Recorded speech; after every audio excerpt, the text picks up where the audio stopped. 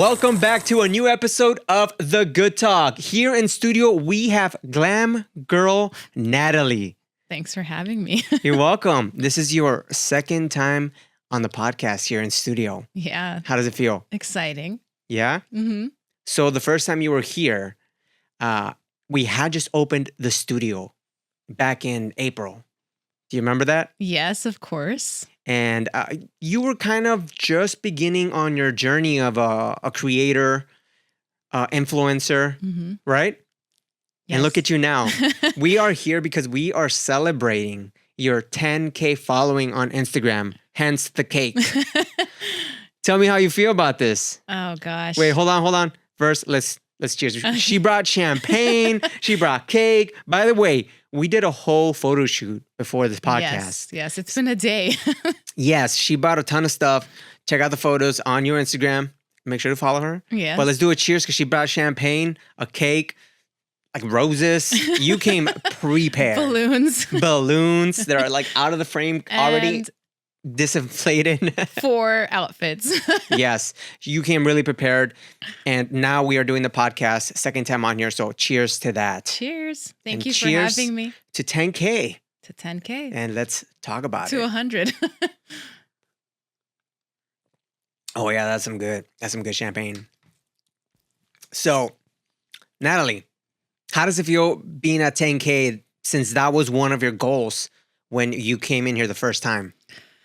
Oh, gosh. Honestly, it's something that I've been working towards it'll be 2 years since I started my account. So I didn't have a goal of, like how many followers I want or whatever, but it's just been something that I've been working towards. And now that it's here, it feels really good. Honestly, I'm not going to lie. Seeing the little K behind the number, it feels great. So I'm very excited for what's ahead.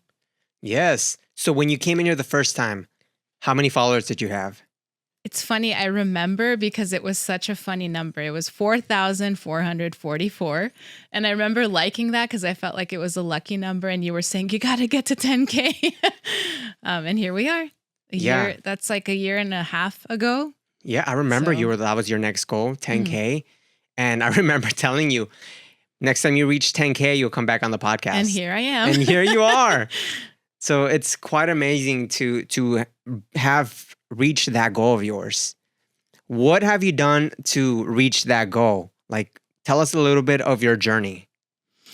Well, I don't want to say that 10K has been the goal because yes, it's important like to grow your following, but I think what is more important to me is the connections I've made along the way with yourself and with other creators.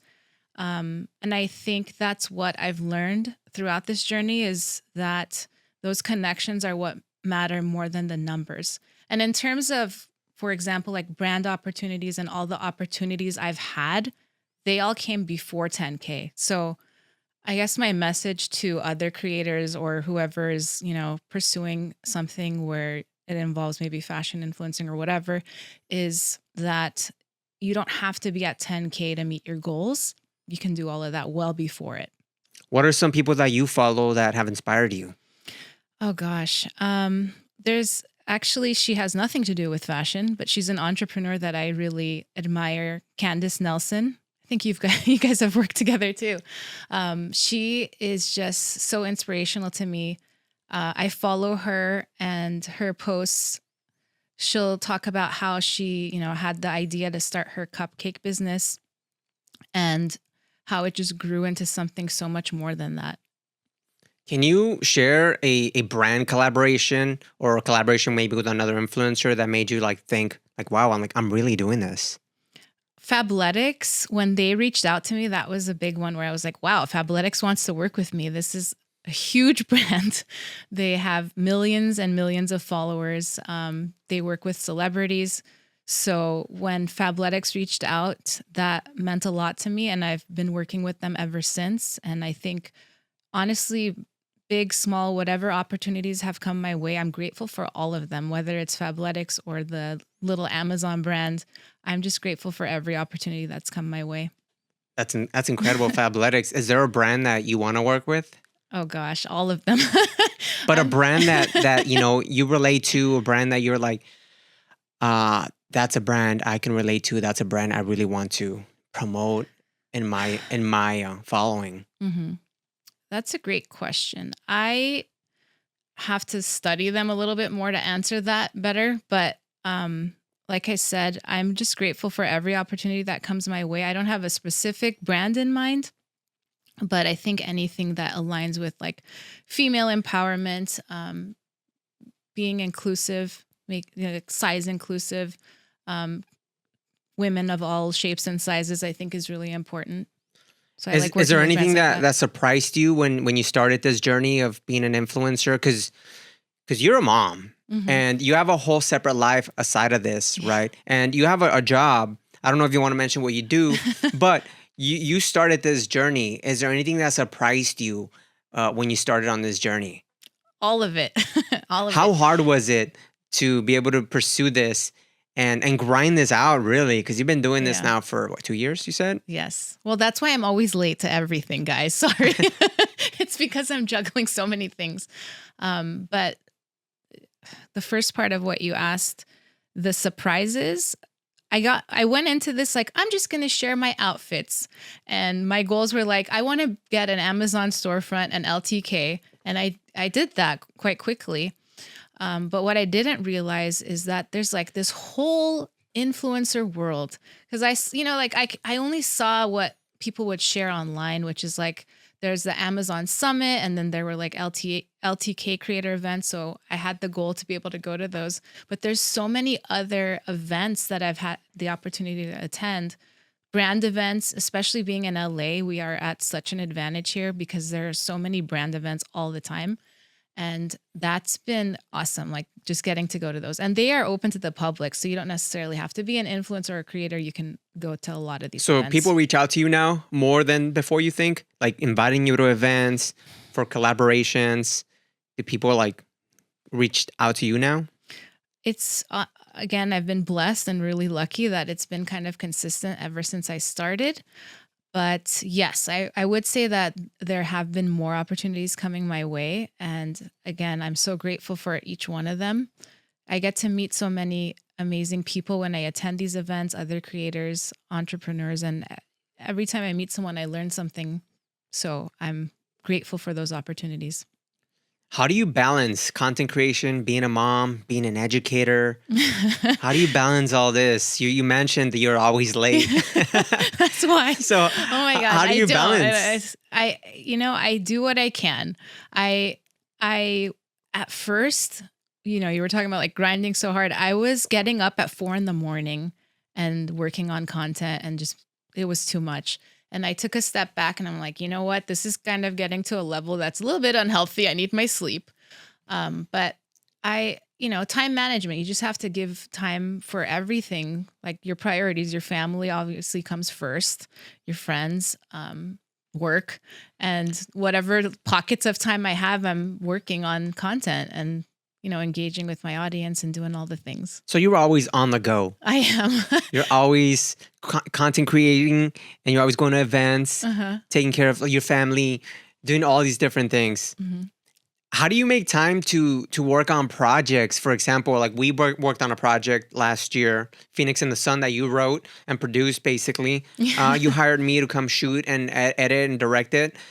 So how do you make time to make projects like that? And this project's called Phoenix in the Sun that you wrote. It's already on YouTube, so check it out, right? It's Phoenix in the sand, everybody. Phoenix, my bad. Phoenix in the sand. I kind of like Phoenix in the sun better. Well, in the sand, because we were in the desert. That's true. Yeah, remember? that's true. My the bad. Desert, aka Simi Thanks for correcting me. Simi Valley. Phoenix in the sand. But it's a short film that we worked on last year with a really beautiful Mustang. How do you make time to make projects like this? Oh gosh. So one thing I will say is I go for walks early in the morning, and that's when like ideas usually hit me because I don't have any distractions. I'm walking, and I'll use like voice to text when I get an idea. Oh my gosh. And things that just hit me. Sometimes it's in the middle of the night and I think of something, and I will quickly just grab my phone and take notes because I don't want to lose, that idea or the concept. But What did that project mean to you? So Phoenix in the Sand, it's funny. It's like, how did I even begin to think about that? I remember talking to you and saying, I want to do something cool and like cinematic. And I want, and the first like silly thought I had is I want to be wearing cowboy boots because hello, fashion. But I wanted something that was like, that involved fashion, that was cinematic. But then as I started to brainstorm and think about it, I'm like, you know what? I want this to be something more than that. And it turned into my own story, like I said earlier, about my battle with my mental health and the struggles I have with feeling so strong in some moments and so resilient and so fierce. And then the other side of me feels so broken. And that's the story that we told in Phoenix in the Sand, is the two sides of Natalie, which are the white gown was the broken Natalie, and then the black dress with the cowboy hat and the cowboy boots is like fierce Natalie. So the two sides of her and how they come together. Where can people find this video? It is on YouTube. What YouTube? My channel. What's your channel? You got to promote this. Okay, it's all the same. Glam Girl Natalie. Okay, so you have a YouTube channel? I think I have like 2 videos on YouTube. Okay. Plus we'll add this one. Sure. So you have a YouTube channel? Yes. Do you have every social media platform? Oh, gosh, how many are there? There's I a lot. have TikTok, Instagram, YouTube, Threads. I don't know. I'm probably forgetting. LTK, is that considered? Yeah, it is. It's a social channel. Okay. Yeah. So you've been on other podcasts, correct? Yes. How did you get those opportunities? People just reach out to you and invite you to their podcast? Yes. So I've had one that I actually turned down. They shall remain nameless, but let's just say that they have about 4 million subscribers on YouTube. And why shall they remain nameless? I don't know. I don't want to talk about reasons why, but basically it didn't fit who I am and my audience. And at first I was like, oh my gosh, this is so cool. 4 million subscribers. That's like great exposure. I should totally do it. But I talked to some friends, including you, and you're like, maybe it's not the right move. So I turned that one down. But when something does align with me and who I am, then I definitely will say yes. And I had the honor of being on the McCord list. That was really awesome. I got to meet Rachel McCord. And I will say that I think it's my content, right? Like people see your content, people get to know you, they read the captions, they see, what I'm posting, and it aligns with them. So that's how I get these invitations. And how do you get all these ideas? You do post a lot, and you post a lot of creative stuff, a lot of trends. How do you come up with these ideas? Oh gosh, scouring the internet. You're just on Instagram Reels. The trends, the trends are easy because I see, on Instagram, it's easy to like redo some of those trends or do your own version.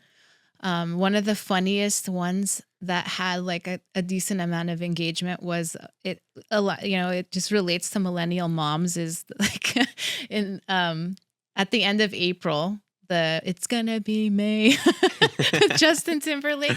I saw another creator make that video, and I'm like, I'm gonna take it up a notch and I'm gonna dress like Justin, and I put a wig on and I looked ridiculous.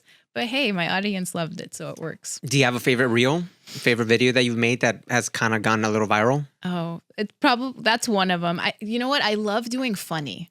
It's funny's a hit always. Yeah, I love doing funny videos, and I go back and forth because I'm like, gosh, I see other creators, their Instagram looks so beautiful. It's so like aesthetic. Everything is just like curated, and they stick to one niche.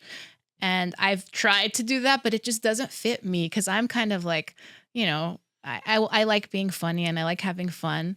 So I've tried not to limit myself and do more of what I want to do. And every time I do something funny, it does get good reception. Yeah. So well, I think you're very niche down to the fashion stuff. So I think that's very niche. Yeah. Already. But then I mix in the funny. Yeah, I mean, I like it. I think that's great. I think it's great to mix with like some serious stuff, funny posts. I think it's great to mix it up in that sense. Mm-hmm. What advice would you give to other creators that think they're too small?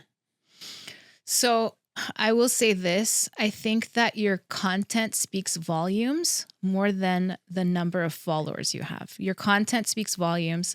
Um, if you are producing high quality content that people can relate to, that people are engaging with, the number of followers does not matter. Like I said, everything I've done before this point was before 10K, right? So by 2000, I had the Amazon storefront, LTK.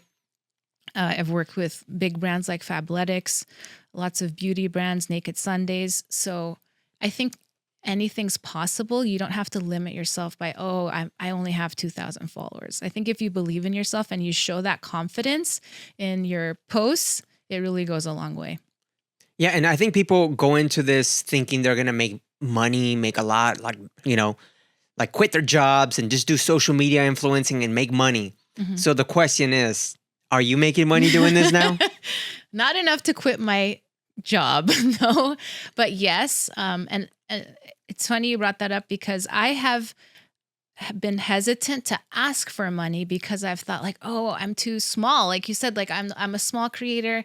They're not going to pay me, and you don't realize how valuable your time is and your work is. And that's unfortunate. I think we should really look at ourselves and go, wait a minute, I'm putting so much time and effort into creating this content, editing this content. Now I'm sharing it on my social channels. I'm engaging with my audience. There's so much that we're doing behind the scenes that really does need to, we do deserve to get paid for that. Mhm. So I've been really pushing myself to ask for more. And the worst someone can say to me is no. Yeah, 100%. So earlier you mentioned that you declined an invite to a podcast. How do you choose which brand or influencer you do want to partner up with and do a collaboration with? That's a great question. So I immediately go on their social media and I look at, who they are and do they have an audience? Is their audience actively engaged with them?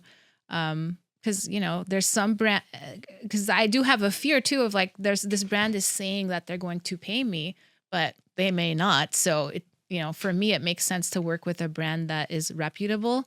So I do definitely check them out before I say yes. Has that happened before where you've worked with a brand and they don't pay you? Yes. Yes? Unfortunately, it has. What other mistakes you think you've made So many. throughout your journey that someone else can learn from? Yeah. You know what? I don't even want to call them mistakes because everything's a learning experience and no one really knows what they're doing unless you do a ton of research and you just jump into this like I did. I learned along the way. If I could do things differently, I guess it would just be don't be so hard on yourself. I think we definitely get into the comparison game. Well, I do that a lot. She started at the same time as me and she got to like 100K already, and I'm still at 10. But I think that we should look at what we have and be grateful for it. Is there one platform that you focus more on? One social media platform that you focus on more, or you just kind of do it all? It's definitely Instagram is my home.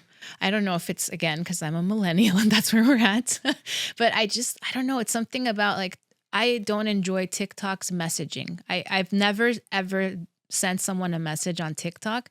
It's not like I don't feel like it's as friendly to send messages on TikTok. So, and I do actually chat with a lot of my followers. Like I said, I actually have relationships with so many of the people I follow and that follow me. So for me, Instagram makes that easier. And that's why I think I've just gravitated to Instagram the most. Mhm. I think TikTok is a big platform for going live nowadays. Mhm. I've seen a lot of a lot of friends, people that I follow, they're on TikTok going live, and they're making money off just going live on TikTok. So I think they're just very different platforms. Mhm. But have you ever thought of going that route and maybe doing some live stuff on TikTok? I've done it like just a few times. I don't know. It's just not my thing. I guess I have to practice more.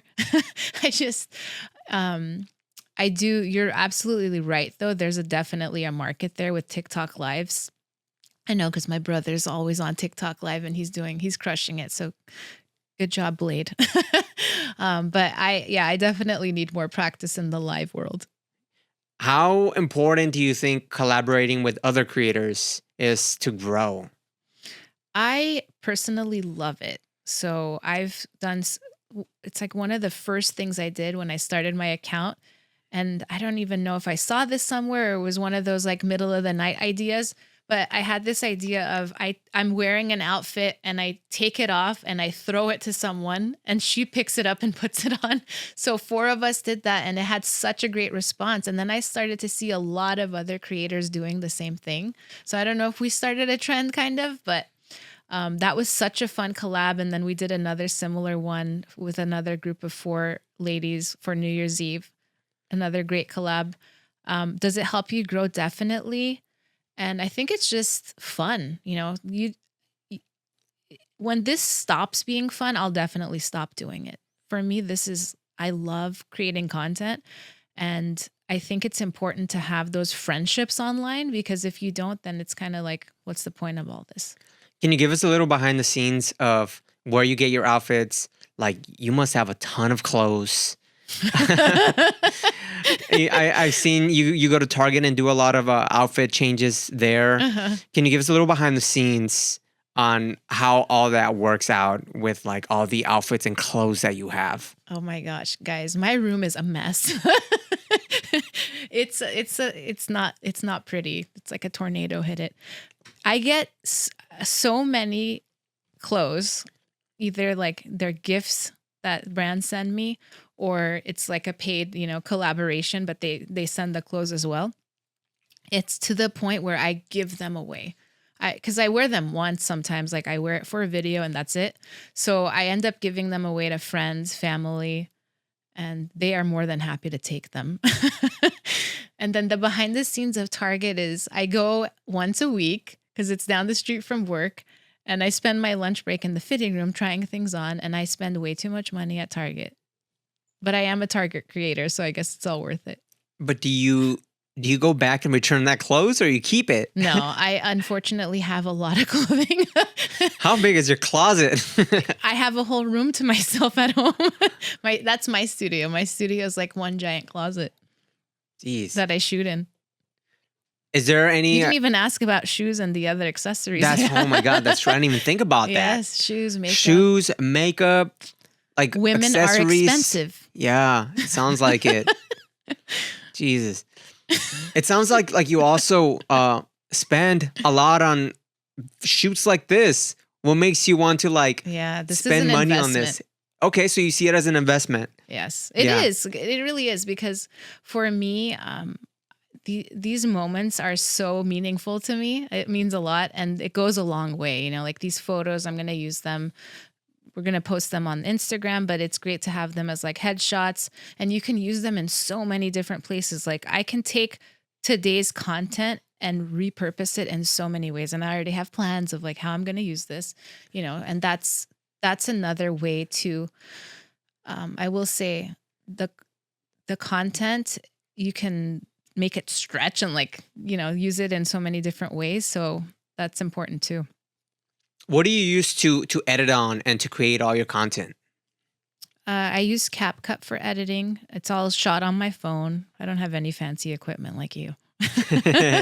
So you use your phone, but that's great though, because you put out great content and you don't have a super expensive camera. You just use what you have. So you have your camera, you have CapCut, and I'm sure you have like a ring light in your room. I do. Yeah. So it's super simple equipment, but you put out like powerful content. So I think that's an important lesson for people that are looking to maybe start doing something like what you're doing. Yeah. Right? You don't need expensive equipment to start.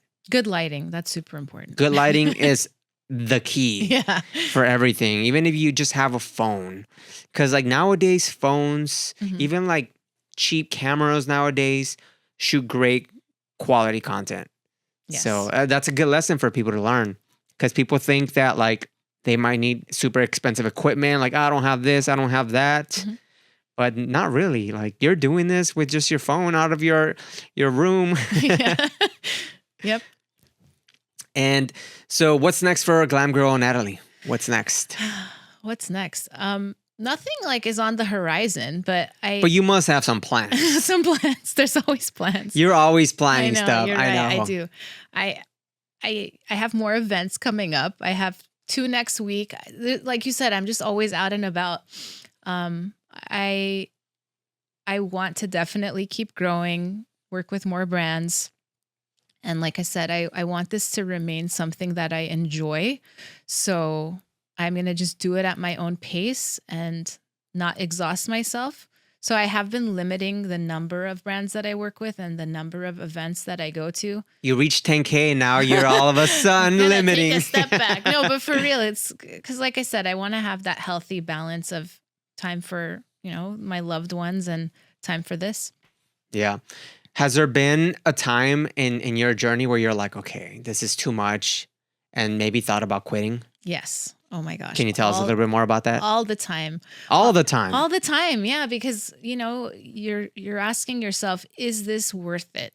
Because the goal is, sure, I would love to have this be my full-time career and replace my current career. But I'm not there yet. And then I ask myself, why am I working so hard on this, on content creation? Is it going to take me where I want to go? Sacrificing time, from family, from friends, from other things that I want to do, staying up to finish a post or whatever. So I have definitely questioned, is it all worth it? And then something will happen. I'll get an email from a brand and it just brings me back. And I'm like, man. So, is it all worth it? I think so. Right now, I feel really good. Hitting 10K felt great. Being here on this podcast, I really do enjoy doing all of these things. Mm-hmm. So for now, I'm here. You love being in front of the camera. I do. Okay. Okay. Tell us the difference between Glam Girl Natalie and Natalie. Oh gosh. I think that they are the one and the same. But you know what? I think a great thing about me is that I can be super professional, and I think brands do like that. And I think that's what has given me a lot of the opportunities. I do have a professional background. I've been in education. I've been a teacher. I'm a coordinator at a high school. So I definitely bring that expertise and that sense of like, she knows how to, communicate well or whatever brands see. But I do also have the fun side, I gangster rap. I dress up like different characters. So there's so many sides of me. And that's another thing that I want, that I share with my audience is you don't have to fit into a box. And that's a lot of my posts are about that. I was struggling with that when I became a mom. Oh, I can't do certain things anymore because I'm a mom now. I can't dress a certain way because I'm a mom now. And I saw that it was really taking a toll on me. I'm like, wait a minute. There was a Natalie before this. There was a Natalie before I became a mom. I need to bring her back a little bit. So I think she came back when I started Glam Girl, honestly, that like pre-mom version of me that I was kind of aching for has come back into the picture. And I'm glad she's here and she's here to stay. It's here to stay. Yeah. Great. So what's your next goal as far as like following? Do you have another goal? Like are you going to come back on the podcast when you reach 20K? Well, that's up to you, sir. You're the one who told me I couldn't come back till I hit 10K. So, but look at you now. So wait, are we going with 20? Is that the next time Let's come do back? 20. It seems like you're like growing pretty fast now. Yeah. I just saw your profile before you came in here. You were at like 10.5 now. That's crazy. And you just hit 10 like yesterday or like a few days ago. So it almost seems like the more you grow, the faster you grow. What do you think about that? I think so. I think that could be the case. I could just be like momentum flowing right now. I don't want to jinx it. We'll see where it goes. Okay, give me some advice so I can grow my Instagram because I'm stuck still in the 3,000s for years. So what advice can you give me? What advice can I give you? Keep doing what you're doing because you put out awesome content. Continue to do collabs. I think that really helps. And then you have to ask yourself, like, who is my audience? And are you engaging with your potential audience? Mm-hmm. Is there any dream collabs that you want? Dream collabs. Gucci, give me a call. Yeah. Or Candace Nelson. Yeah, she would be. Honestly, that would be awesome if I could meet her and chat with her and just again learn from her because she's amazing. If you could leave one message hmm to your audience to get better and be a better influencer, like what would it be? So we're talking about creators that are out there and thinking like, I want to start, or Yeah. is that the question? Okay, so if you are thinking about starting any kind of social media channel, my advice is to do a little bit of research. I think is helpful. Um, there's so much on YouTube. There's so much on social media. Are there other creators that inspire you? Look at what they're doing. What are they doing right? Yeah. And follow that. So follow their format, but be yourself. I think authenticity is super important. Sharing who you are with others, and that ability to connect with someone goes such a long way. So just be you, but also look at what are my goals. So there's so many creators that I follow and I'm like, wow, their videos are amazing. There's one who her videos look like professional commercials and she's like, you're my goal, right? And I tell her that all the time. Your posts inspire me. So find someone like that inspires you and try to emulate what they're doing. Do you think people need a team to do something like this to help them out and really succeed and get out of like the hole that they're in that they think they're in?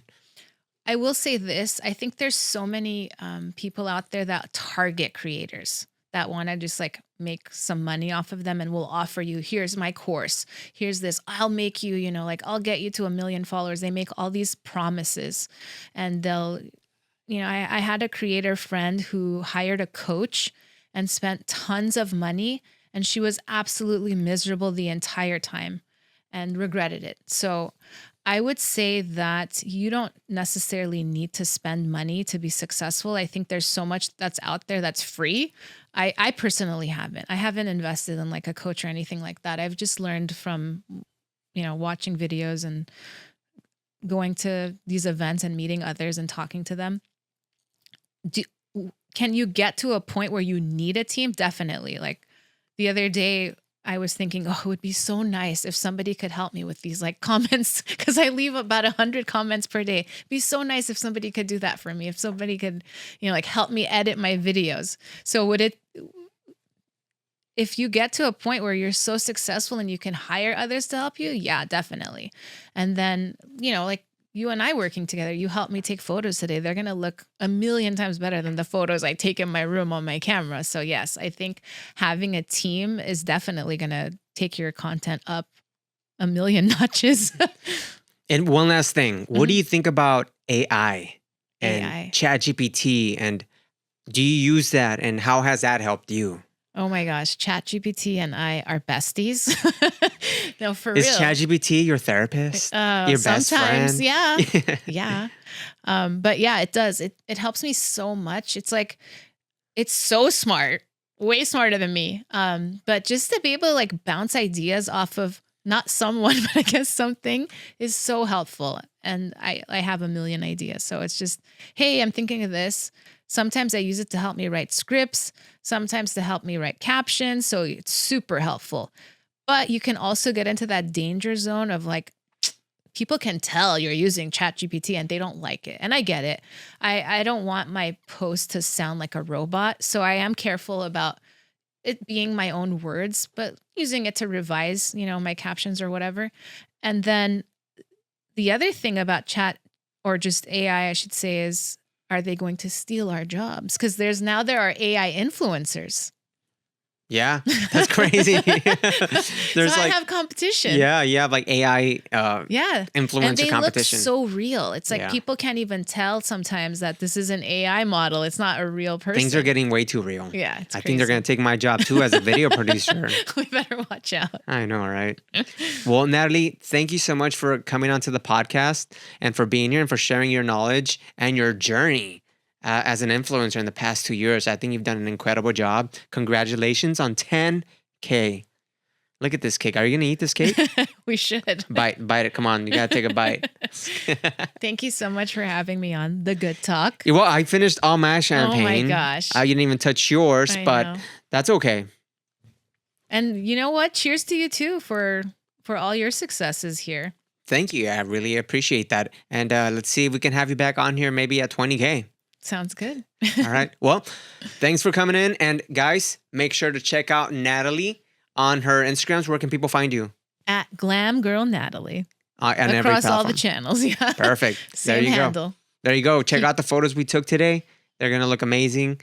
And make sure to subscribe to her YouTube, even though she's got 2 videos on there. Maybe you 2 should, or 3. You should focus maybe doing more YouTube I should. videos. I know. Yes. I need to. But you're an inspiration and a motivation to a lot of people out there. Keep doing your thing. Keep on posting and keep on reaching your goals. So thank you. And we'll see you next time. Thank you.